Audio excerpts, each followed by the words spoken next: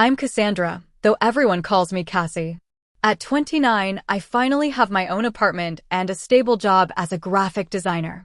My relationship with my parents has always been complicated, especially when it comes to money. Every year, they take my brother Jeffrey on lavish vacations while I stay behind. This year, they surprised me with an invitation, but with a catch.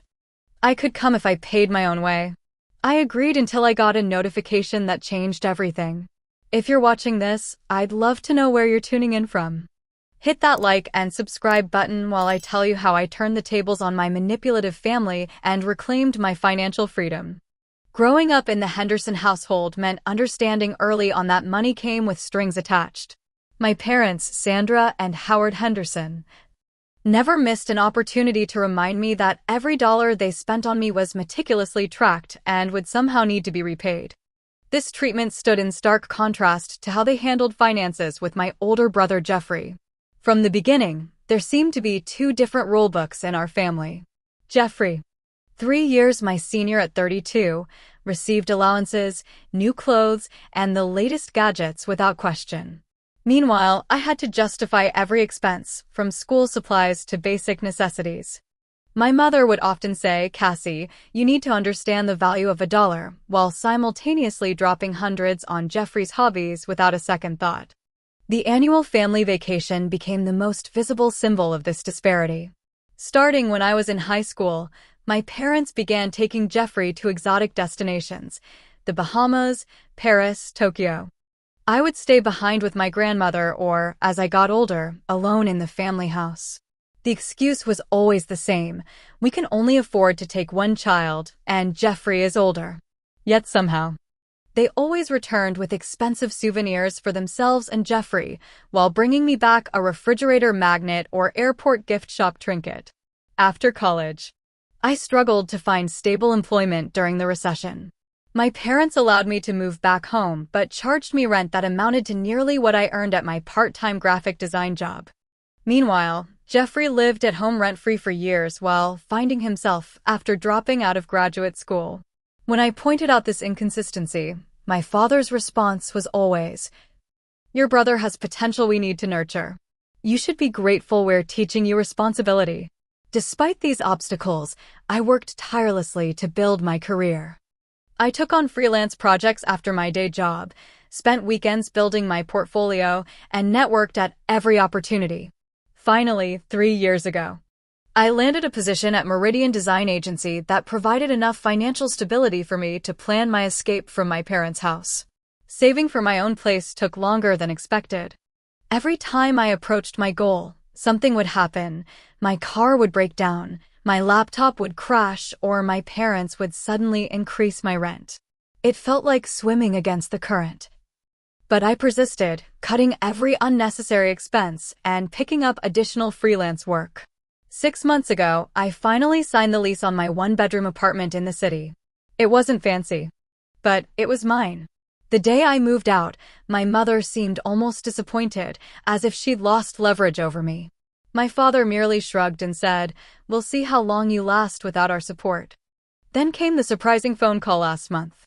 My mother called on a Sunday evening, her voice uncharacteristically cheerful. "Cassie, dear, we're planning the annual family trip to Maui this year. 3 weeks at the Grand Wailea Resort. Your father and I were thinking that since you're doing so well now, perhaps you'd like to join us." I nearly dropped my phone in shock. After years of exclusion, the invitation felt surreal. But then came the caveat. Of course, now that you're independent, you need to cover your own expenses. Flights are running about $1,500, and your share of the hotel would be around $4,000 for the 3 weeks. Plus spending money, of course. The total she outlined casually amounted to nearly 6 months of savings for my future condo down payment. Still, part of me longed for the family inclusion I'd been denied for so long. "I'll think about it," I told her cautiously. "Don't think too long. We need to finalize bookings by next week." After the call, I spent hours calculating how I could make it work. I'd need to dip into my emergency fund and take on extra freelance projects, but maybe it would be worth it to finally be included in the family tradition. The next day, I called my mother back and tentatively agreed. "Wonderful," she said. I'll have your father handle all the arrangements. Just get us your credit card information so we can secure all the bookings together. Something about her eagerness made me uncomfortable, but I pushed the feeling aside. Actually, I'd prefer to book my own flight and room. I can coordinate with you on the dates. Don't be silly, Cassie. It's much easier if we handle everything as a package. We've already been working with our travel agent. After some back and forth, I reluctantly provided my credit card information, with the strict instruction that they only charge my portion of the vacation, one flight, and my share of one hotel room. For the next few weeks, I worked overtime to save additional funds for the trip. I was actually starting to look forward to it, imagining sunsets on the beach and maybe even some quality family time. Perhaps this was a turning point in our relationship, an acknowledgement that I was finally seen as an equal. Then came the notification that would unravel everything. It was a Tuesday afternoon when my phone chimed with an automated alert from my credit card company. Unusual activity detected on your account. Recent charges exceed your typical spending pattern. I was in the middle of a client meeting, so I dismissed the notification, planning to check it later. By the time I returned to my desk, 3 more alerts had arrived. My stomach tightened with anxiety as I logged into my banking app during my lunch break. What I saw made my blood run cold. Over $15,000 in charges had been processed in the last 48 hours. As I scrolled through the transactions, the pattern became clear. For first-class round-trip tickets to Maui, not the single economy ticket I had agreed to, 3 oceanfront suites at the Grand Wailea Resort for 21 nights, not my portion of a standard room. Daily spa packages for my mother, golf reservations for my father and Jeffrey, sunset cruises, luau tickets, airport transfers in a luxury SUV. My hands trembled as I scrolled through charge after charge. They hadn't just booked my portion of the trip, they had used my card to fund the entire family vacation, at a level of luxury far beyond what they had described to me. I immediately called the credit card company's fraud department. The representative, a woman named Tracy with a soothing voice, listened patiently as I explained the situation.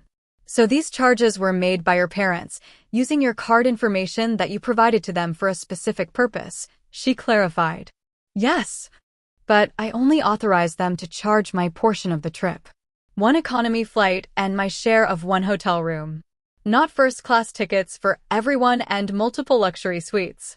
Tracy explained my options. I could dispute the charges as unauthorized, which would trigger a fraud investigation, or I could accept them and work out repayment with my family.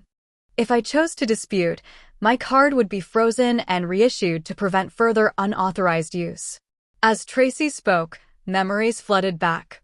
My 16th birthday when my parents borrowed the $300 my grandmother had given me for a camera because they were a little short this month, only to never repay it. The time they used my first credit card as an emergency backup for a weekend trip, leaving me with a maxed-out card and late fees. The student loan documents they had me sign that turned out to include parent loans I was somehow responsible for. This wasn't a misunderstanding.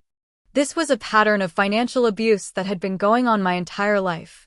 I want to dispute all the charges, I said firmly. And yes, please freeze the card immediately. After hanging up, I sat at my desk, alternating between rage and disbelief. How could they do this? What were they thinking? Did they expect me to simply accept $15,000 of vacation charges that would take me years to pay off? I needed perspective, so I called my friend Alicia during my afternoon break.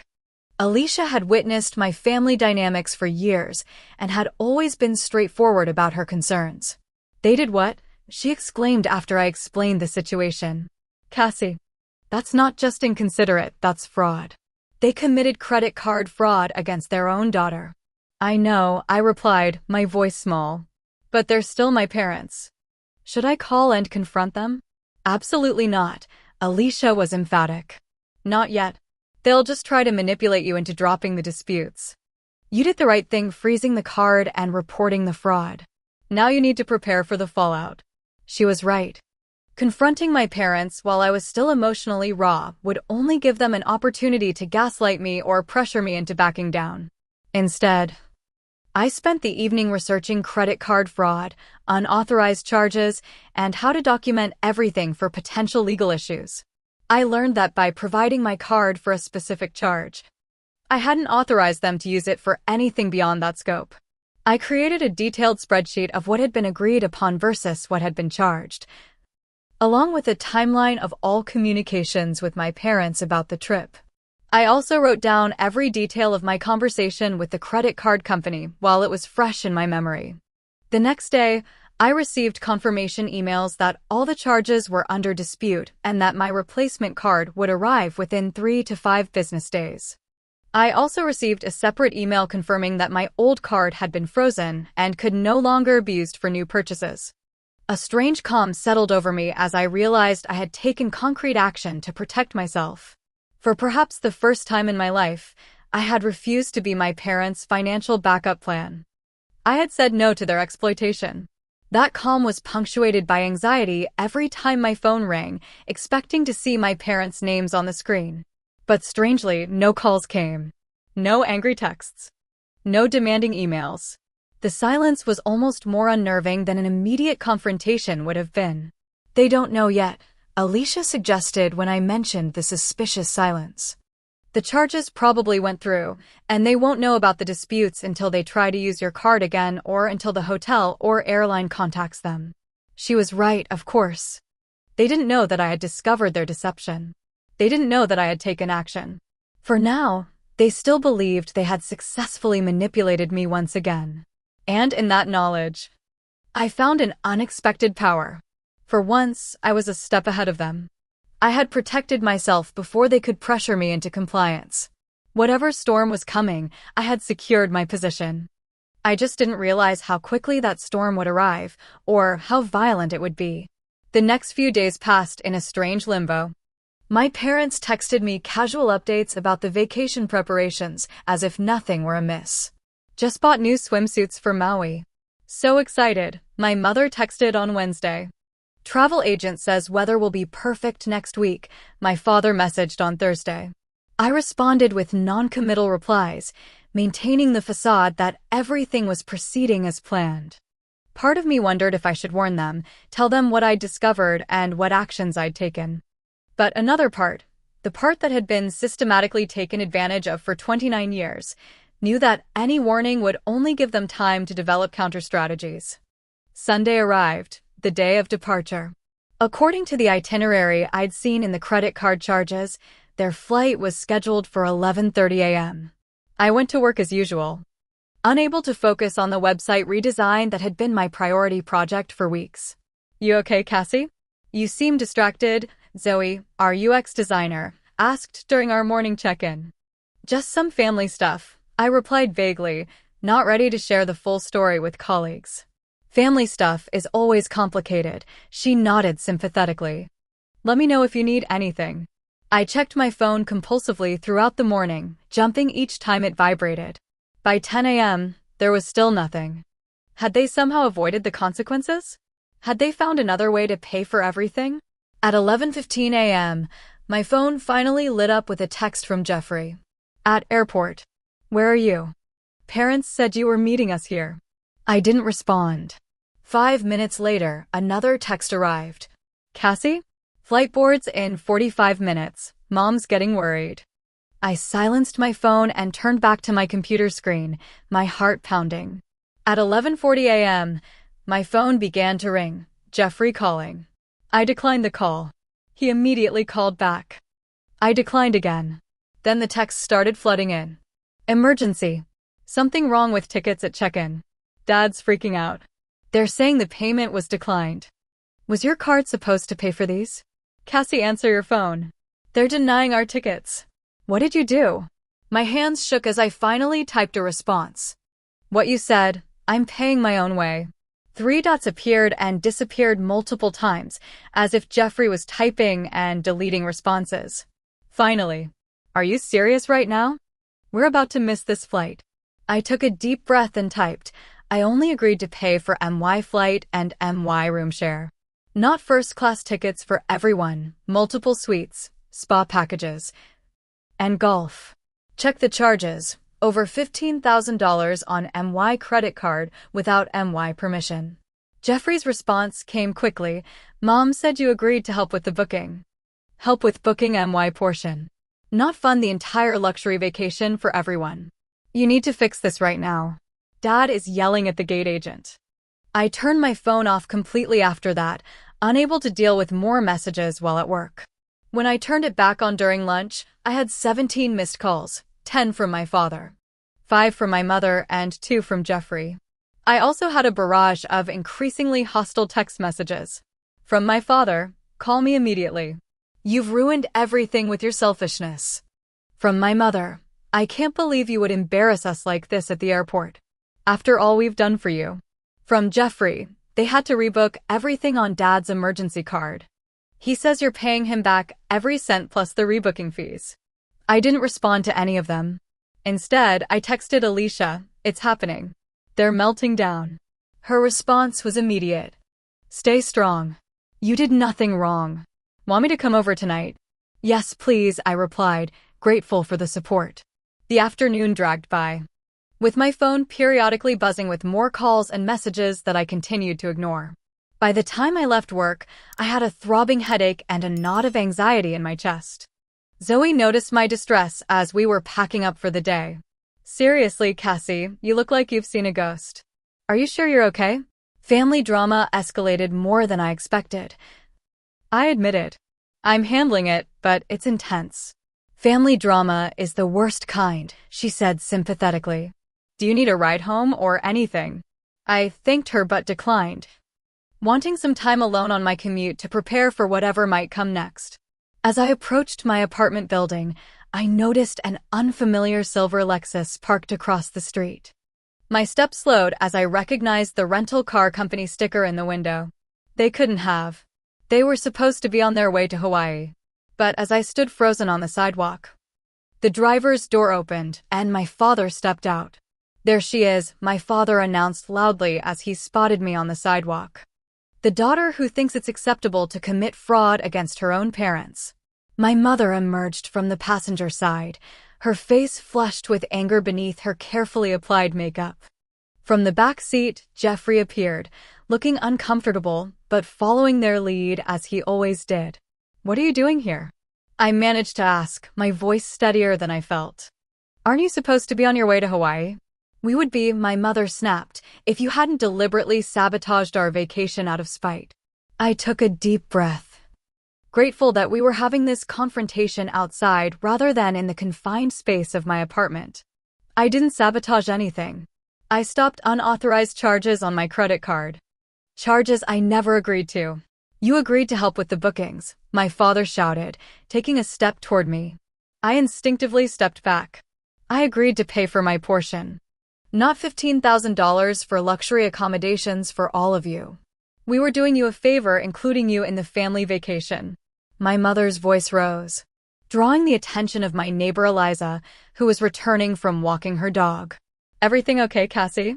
Eliza asked, pausing on the sidewalk. It's fine, I said automatically. Then reconsidered. Having a witness might actually help. Just a family disagreement. My father lowered his voice, conscious of the audience. We need to discuss this inside. Now. No, I said firmly. We can talk here, or not at all. Jeffrey finally spoke up, attempting his usual role as peacemaker. Cassie, we're all upset. Let's just go inside and figure this out calmly. There's nothing to figure out, I replied. I'm not letting any of you into my apartment. My mother's expression shifted from anger to manipulation, tears suddenly appearing in her eyes. After everything we've sacrificed for you, this is how you treat us? By humiliating us at the airport and ruining the vacation we've been planning for months? The vacation you were planning to make me pay for without my knowledge or consent, I corrected her. We were going to pay you back, my father insisted. Though this was the first mention of any such arrangement. When? How? You still haven't paid back the $3,000 you borrowed from my first tax return 5 years ago. Jeffrey looked surprised at this information, glancing between me and our parents. My father's face reddened further. That's different. That was a family emergency. It's always a family emergency when you want my money, but I'm not really family when it comes to vacations or support or anything else. More neighbors had begun to notice the commotion. Mr. Ramirez from the first floor had stepped onto his balcony to observe. Two women from the building across the street slowed their pace as they walked by. My mother noticed the growing audience and modulated her approach, lowering her voice to an urgent whisper. "You've put us in an impossible position, Cassandra. We had to use your father's emergency credit card to salvage what we could of the trip. It's nearly maxed out now." "That's not my problem," I replied, though I felt a twinge of guilt that I immediately resented. This was their pattern: make poor financial decisions, then make them my responsibility. "You will reimburse us," my father stated flatly. "Every penny we had to spend because of your little stunt, plus the rebooking fees. Over $17,000. The audacity struck me speechless for a moment. "Are you serious? You committed fraud using my credit card, and you expect me to pay you for the privilege?" "It wasn't fraud," my mother hissed. "You gave us your card information. For my portion only. Using it for anything else was fraud, which is why the credit card company had no problem freezing the card and disputing the charges when I reported it." My father's expression darkened dangerously. "You reported us to the credit card company." "I reported unauthorized charges, yes." "Do you have any idea what this could do to our credit score?" My mother looked genuinely aghast. "Maybe you should have thought of that before using my card without permission." Jeffrey finally stepped forward, placing himself slightly between me and our parents. "Look, everyone needs to calm down. Cassie, maybe there was a misunderstanding about what you were agreeing to pay for." "There was no misunderstanding," I said firmly. "I was clear from the beginning." "We're your parents," my mother said, switching tactics again. "We've supported you your entire life. One family vacation is the least you could do to repay us." "Supported me? You charged me rent when I was making minimum wage. You made me pay for my own school supplies while buying Jeffrey a new car. You excluded me from family vacations for years. And now you're angry that I won't bankrupt myself funding your luxury trip." My father stepped closer, his voice dropping to a threatening whisper. "You will regret this, Cassandra. If you think you can just cut us off and humiliate us without consequences, you're mistaken." "Are you threatening me?" I asked, loud enough for the neighbors to hear. He stepped back immediately, aware of how it looked. "We're leaving." "But this isn't over." As they turned to go, my mother paused. "We raised you better than this, Cassandra. I don't know what happened to make you so selfish and ungrateful." They climbed back into the rental car, with Jeffrey giving me one last conflicted look before joining them. As they drove away, I stood frozen on the sidewalk, adrenaline coursing through my system. Eliza approached cautiously. "Are you okay?" That looked intense. "Family drama," I said weakly. "But I'm okay. If you need anything, I'm in 3B, she offered. Those types of confrontations can be really draining. I thanked her and finally made my way up to my apartment, double-checking the lock after I entered. My hands were still shaking as I called Alicia to update her on what had happened. "They showed up at your apartment? After trying to steal $15,000 from you." Her outrage was validating. "Please tell me you're going to report them to the police." "For what?" "They didn't actually break any laws by yelling at me on the sidewalk." "No, but using your credit card without authorization is fraud. Classic, textbook fraud." I sighed. "I don't want to get them arrested, Alicia. I just want them to leave me alone." "At least talk to your landlord about installing some security cameras," she suggested. "If they were angry enough to cancel their Hawaii trip just to confront you, who knows what they might do next." She had a point. After we hung up, I emailed my landlord, Kenneth, explaining that I'd had a concerning confrontation with family members and would like permission to install a temporary security camera at my door. He responded quickly, not only giving permission but offering to have the building maintenance person install proper security cameras in the hallway the following day. That evening, I received a call from an unexpected source, my Aunt Marcia, my mother's sister. We weren't particularly close, as she lived on the opposite coast, but we'd always been cordial. "Cassie? It's your Aunt Marcia. I just got the strangest call from your mother." "Let me guess," I said wearily. I'm an ungrateful daughter who ruined the family vacation out of spite? Something like that, she confirmed. She said you agreed to help with the bookings and then reported your own charges as fraudulent to punish them. It didn't sound like you. So I thought I'd call and hear your side. I explained the situation fully, including the history of financial manipulation. That sounds more like my sister, Aunt Marcia sighed. She's always had a creative relationship with financial boundaries. She did the same thing to me when we were younger, opening credit cards in my name. I'm sorry you're dealing with this, Cassie. Her understanding was unexpected and deeply comforting. Thank you for calling to check. Most of the family will probably just believe whatever version they tell. Probably, she agreed. But know that I see what's happening and I'm on your side. Don't let them manipulate you into taking responsibility for their actions. After we hung up, I felt marginally better. At least one family member understood. As I prepared for bed that night, I double-checked all my windows and doors, set my phone to do not disturb except for calls from Alicia and my landlord, and tried to convince myself that the worst was over. I couldn't have been more wrong. The next day passed without incident. No calls from my parents, no texts from Jeffrey. Even my workday was productive, with Zoe and I making significant progress on our redesign project. By the evening, I had almost convinced myself that my family had accepted defeat and moved on. I stopped at the grocery store on my way home, taking my time selecting ingredients for a comforting pasta dinner. The security cameras had been installed in my building hallway that morning, according to an email from Kenneth, which further eased my anxiety. Perhaps the dramatic confrontation on the sidewalk had been the extent of their retaliation. It wasn't until I turned the corner to my apartment door, arms full of grocery bags, that I realized how wrong I'd been. My door was slightly ajar, the frame showing signs of forced entry. I froze, my heart pounding. Someone was in my apartment. I set my groceries down silently in the hallway and backed away, pulling out my phone to call 911. But before I could dial, I heard familiar voices from inside. It has to be here somewhere. She always keeps important documents in a filing system. My mother's voice, casual as if she had every right to be there. Sandra, hurry up. We shouldn't be here. My father, sounding nervous but complicit. I still don't think this is a good idea. Jeffrey, the reluctant participant as usual. They were in my apartment. They had broken in. The violation hit me like a physical blow, and something inside me snapped. I pushed the door open fully, startling all three of them as they stood in my living room, my file box open on the coffee table, papers spread everywhere. What the hell are you doing in my apartment? My voice was surprisingly steady despite the rage and fear coursing through me. My mother barely looked up from the document she was examining. Don't be dramatic, Cassandra. We're just looking for the credit card statements to sort this mess out. You broke into my home. I couldn't believe her nonchalance. We're your parents. We have a right to be here.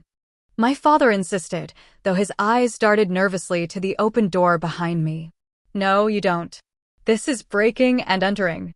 It's a crime. Jeffrey at least had the decency to look uncomfortable. Cassie, we just need to figure out the financial situation. Mom and Dad think there might be a misunderstanding about the charges.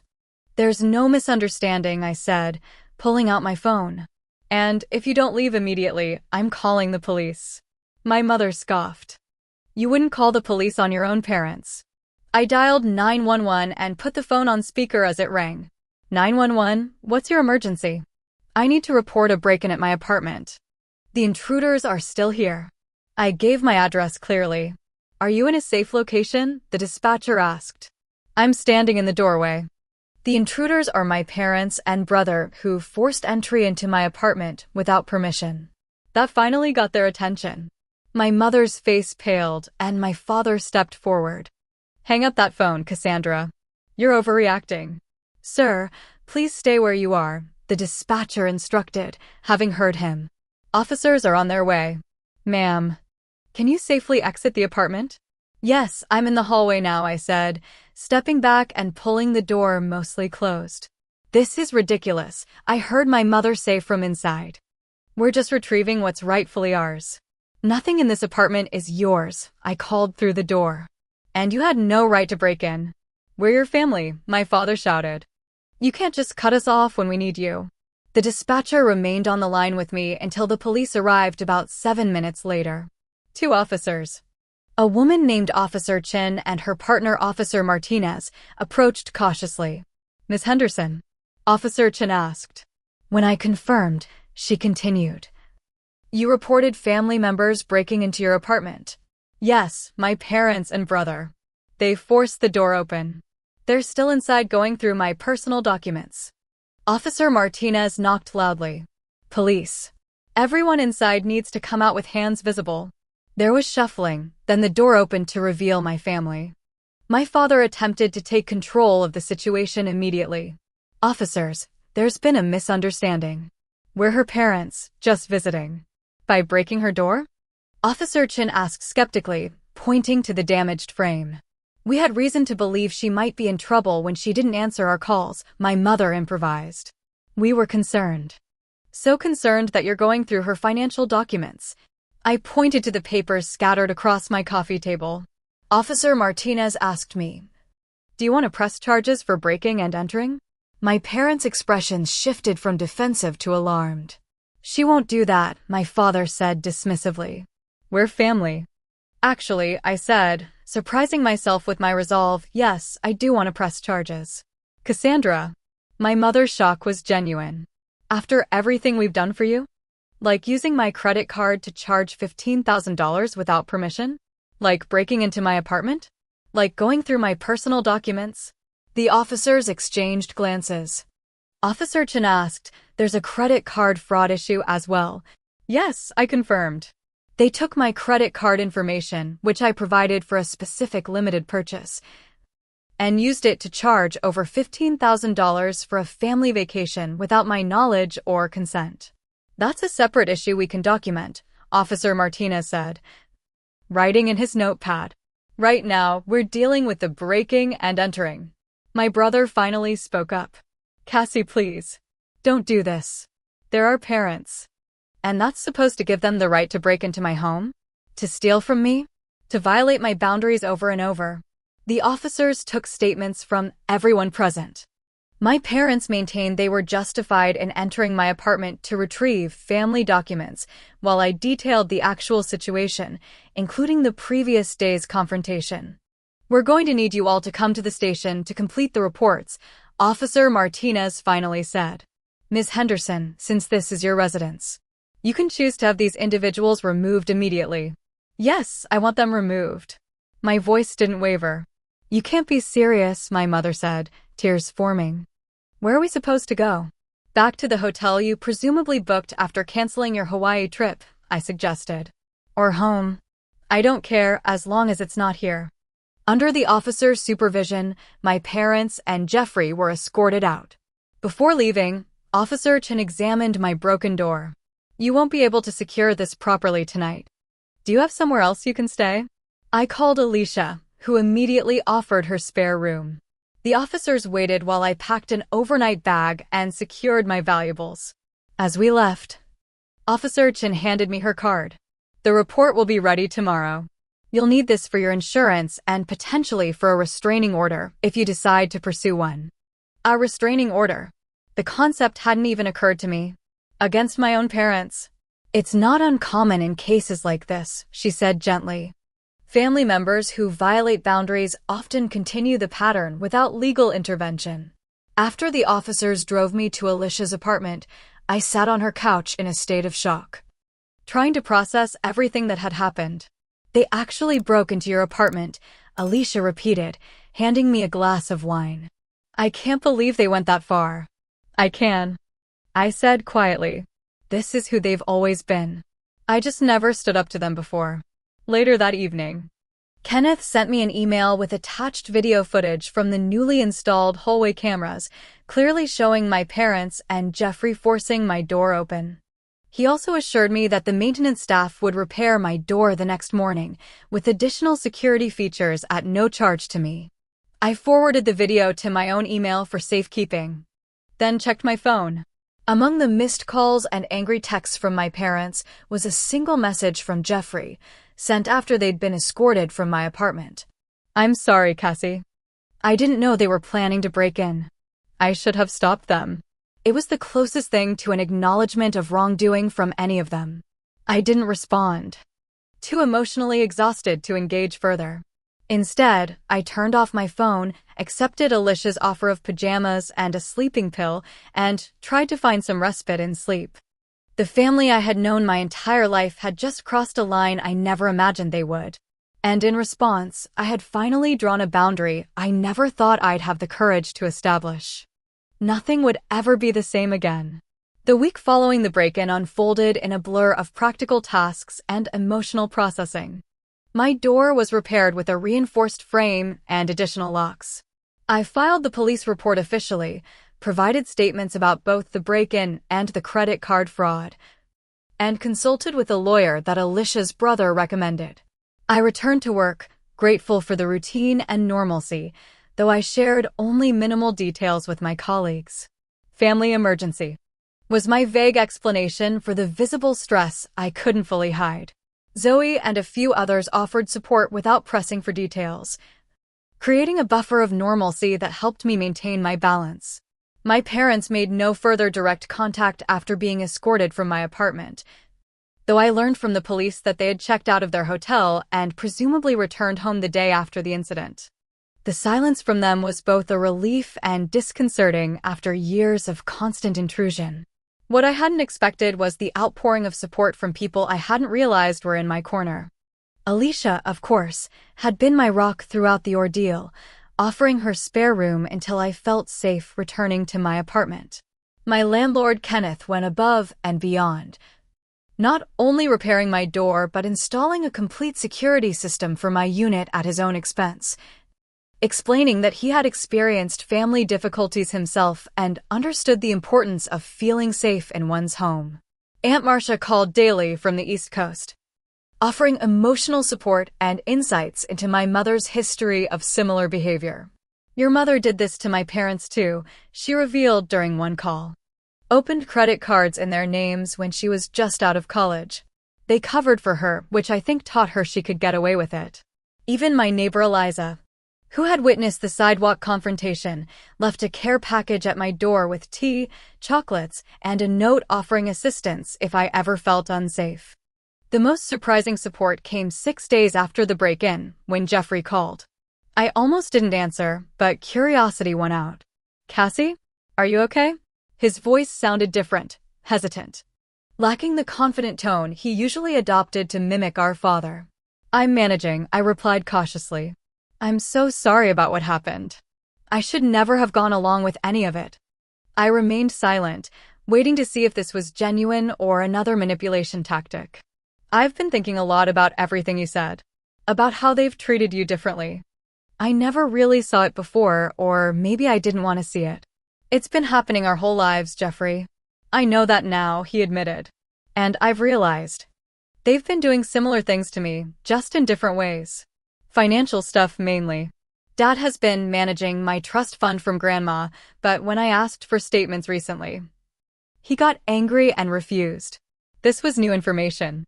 You have a trust fund, supposedly, from Grandma Henderson's estate. You should have one too. My grandmother had died when I was in college. I'd never heard anything about a trust fund. They never mentioned anything to me." "That's concerning," Jeffrey said slowly. "Because according to Grandma's will, we each should have received equal amounts when we turned 25. The implications were staggering. Had my parents been hiding or possibly even using money that was legally mine for years? I made a note to ask my lawyer about this at our upcoming appointment." Jeffrey continued, sounding genuinely troubled. "There's more, Cassie. I think Mom and Dad are in serious financial trouble. I overheard them arguing after we got back from your apartment. Dad was saying something about a second mortgage they can't pay, and Mom mentioned credit cards being maxed out. Is that why they tried to use my card for the vacation? Because they're broke?" "I think so. Dad's business hasn't been doing well for years, from what I can tell. And they still live like there's unlimited money." The conversation shifted something fundamental in my understanding of the situation. My parents' actions weren't just about control or favoritism. They were desperate. That didn't excuse what they'd done, but it added a layer of complexity I hadn't considered. What will you do now? I asked Jeffrey. I'm looking for my own place, he said. And I've made an appointment with a financial advisor to figure out what's happening with my trust fund. I think I need some distance from them too. After we hung up, I sat processing this new information. My brother, who had always been their golden child, was finally seeing the dynamics for what they were. It was validating but also sad, another form of loss in this unfolding family tragedy. The next day, a certified letter arrived from a law firm representing my parents, demanding payment of $17,000 for vacation expenses incurred on behalf of Cassandra Henderson, as verbally agreed. The letter threatened legal action if payment wasn't received within 30 days. I forwarded it to Jacqueline Diaz, the lawyer I'd consulted, who responded almost immediately. This is harassment. We'll send a cease and desist letter regarding both the financial demands and any future contact. Also, given what you've told me about the possible trust fund issue, I recommend we submit formal requests for documentation of your grandmother's estate.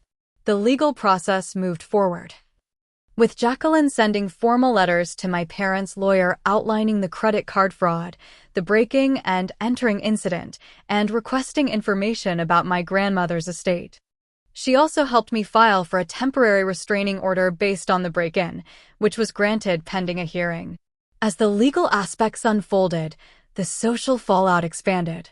My parents, apparently unwilling to accept responsibility for their actions, began sharing their version of events with family, friends, and relatives. I started receiving awkward messages from distant aunts and family friends. Your mother is heartbroken over your accusations. Surely there's been a misunderstanding? Family should work things out privately, not with police and lawyers. After all your parents have sacrificed for you, this is how you repay them. I didn't engage with these messages, following Jacqueline's advice to avoid public discussion of ongoing legal matters. But the isolation was difficult, watching my parents successfully manipulate people who didn't know the full story. Not everyone was swayed, however. My cousin Taylor, Aunt Marcia's daughter, called to offer support. Mom told me what's happening. For what it's worth, Aunt Sandra pulled similar stunts with our family years ago. We believe you. My father's brother, Uncle David, surprised me with an email. Your father and I haven't been close since he borrowed money from our parents' retirement fund without their knowledge. I suspect what you're experiencing isn't new behavior. Stay strong and protect yourself. These glimpses into a family history I hadn't fully understood helped me contextualize what was happening. This wasn't about me being a bad daughter or being selfish. This was a pattern of behavior that had affected multiple family members over decades. 3 weeks after the break-in, I finally felt secure enough to fully return to my apartment. The new security system, reinforced door, and restraining order created a physical barrier between me and my parents' chaos. I began seeing a therapist, Dr. Winters, who specialized in family trauma and financial abuse. What you're describing is a classic pattern of financial exploitation within families, she explained during one session. The fact that you recognized it and took steps to protect yourself shows remarkable strength and self-awareness. I still feel guilty sometimes. I admit it. Like I've destroyed my family. You didn't destroy anything, Dr. Winters said firmly. You simply stopped participating in destructive patterns. The discomfort everyone is feeling isn't because you did something wrong, it's the natural consequence of unhealthy dynamics being disrupted.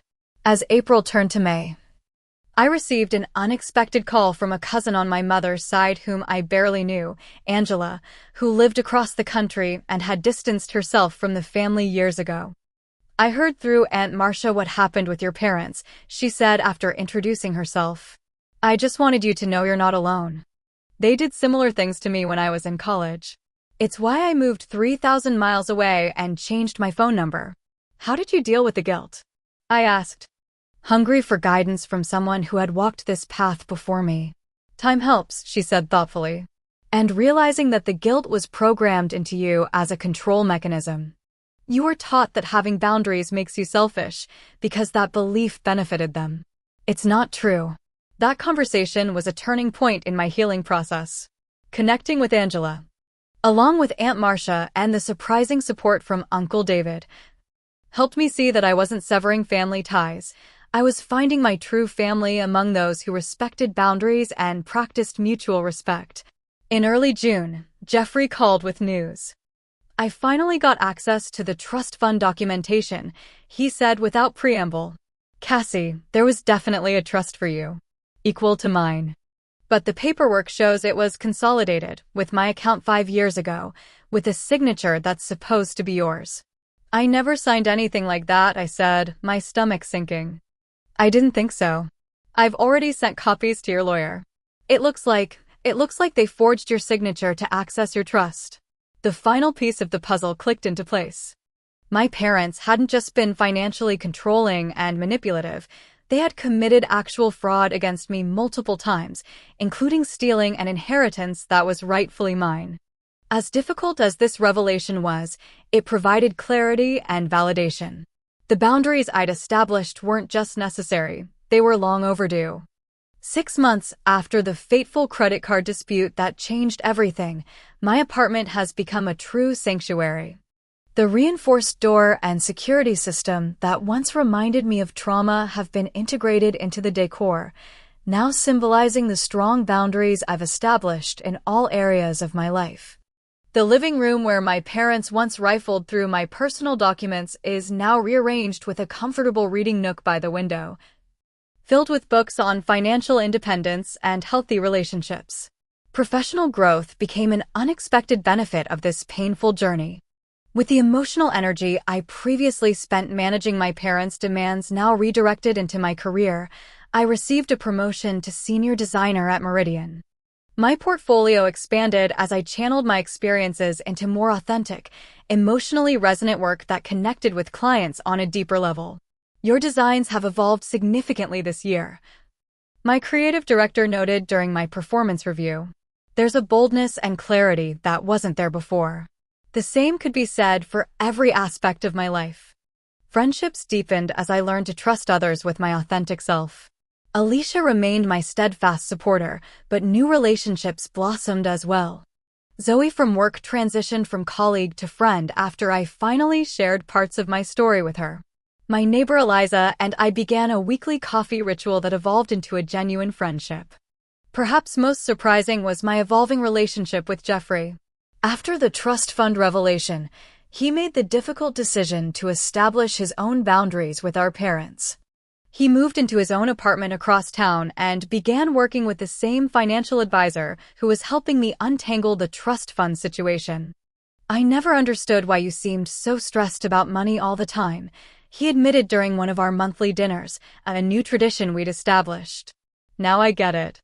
When I had to start managing my own finances completely, I realized how much they had controlled by helping me." Our relationship wasn't perfect. Years of being positioned as rivals had created patterns that needed conscious effort to break, but it was evolving into something healthier, based on mutual respect and shared understanding. My parents' attempts at reconciliation came predictably, though not in the form of accountability or changed behavior. 3 months after the break-in, once the temporary restraining order had expired, my mother sent an elaborate flower arrangement to my office with a card reading simply, "Family should always find a way back to each other." I donated the flowers to a nearby nursing home. A month later, my father called from an unknown number, his voice uncharacteristically subdued. "Cassandra, this has gone on long enough. Your mother is heartbroken. When are you going to put this behind us? When you acknowledge what you did, make amends, and demonstrate changed behavior," I replied calmly, having prepared for this moment with Dr. Winters. "We've always done what's best for you," he insisted, sliding back into familiar patterns. "Sometimes children don't understand parents' decisions until they're older." "I'm not a child, Dad. I'm 29. And taking my credit card information to charge $15,000 without my consent, then breaking into my apartment when I disputed the charges, wasn't doing what's best for me." He sighed heavily. "We were going to pay you back eventually. That's not how consent works. And it doesn't address the broken door, the violated privacy." or the forged signature on my trust fund documents. The mention of the trust fund changed his tone immediately. Jeffrey had no right to share that information with you.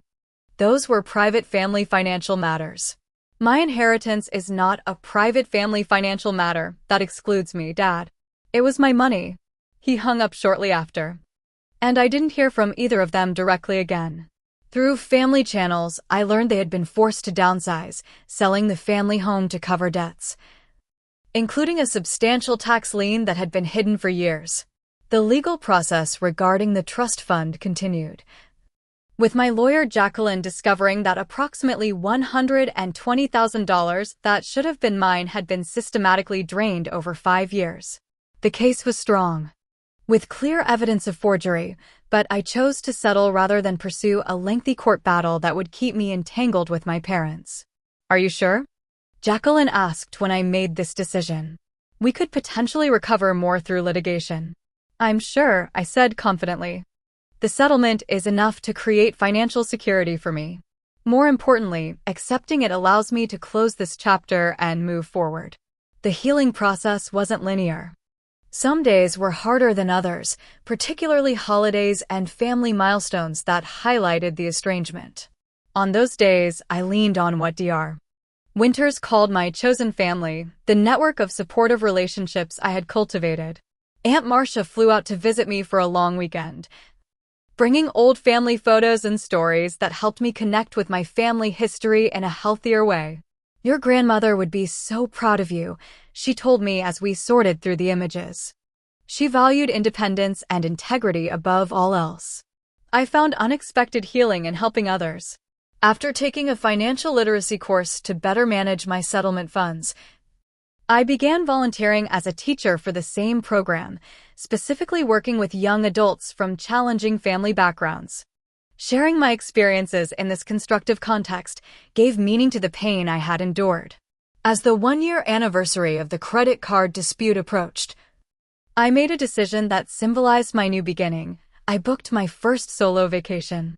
Not to Hawaii or any luxury resort, but to a quiet coastal town where I had fond memories of visiting my grandmother as a child. The trip wasn't about extravagance, but about reclaiming joy and independence. The week before my departure, I wrote a letter to my parents, not to send, but as part of my healing process as suggested by Dr. Winters. In it, I expressed all the hurt, anger, and disappointment I had experienced, but also acknowledged the complex emotions that remained, the love that existed alongside the pain, the hope that they might someday change, the grief for the relationship we might have had. I concluded the letter with the terms under which I might consider rebuilding a relationship, acknowledgement of their actions, genuine apology without justifications, financial restitution, and demonstrated changed behavior over time. I didn't mail it, but writing it clarified my own boundaries and values. On the morning of my departure for my solo trip, I received a text from Jeffrey. Have a great vacation. You deserve it. Also, wanted you to know I'm starting therapy next week. Your journey inspired me. Reading his message as I waited to board my flight, I felt a sense of peace that had been elusive for so long. The cycle was breaking. The patterns that had damaged our family for generations were being disrupted. Through all the pain and challenge, something healthier was emerging. The last year had taught me that family isn't defined by blood or obligation, but by respect, honesty, and mutual care. I had lost the family I thought I should have, but gained clarity about the relationships I actually deserved. And in that knowledge was freedom. As I settled into my window seat, watching the ground fall away as the plane climbed into the sky, I felt a lightness that had nothing to do with altitude. The journey ahead was uncharted, but for the first time in my life, I was the one holding the map. I'd love to hear your thoughts on this story. Have you ever had to establish difficult boundaries with family members? What helped you stay strong in the face of pressure to give in? Drop a comment below, and don't forget to like and subscribe if this resonated with you. Remember, standing up for yourself isn't selfish, it's necessary for healing and growth. Thank you for joining me on this journey, and I wish you strength in your own path toward healthy relationships.